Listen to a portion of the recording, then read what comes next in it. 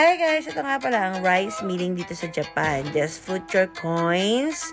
100 yen ka na. And then, syempre, ilalagay mo yung bigas mo. And syempre, yung machine na mismo ang magigiling-giling dyan. At para mapaputi ang bigas mo. O, diba? Parang shower lang.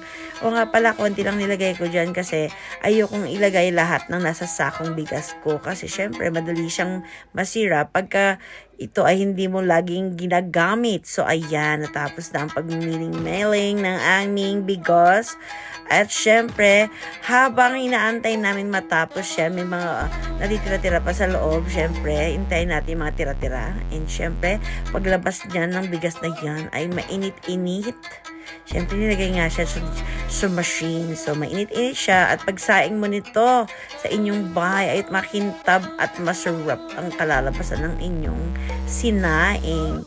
Rice, Japan rice is perfect sa ating ulam. Thank you. Bye.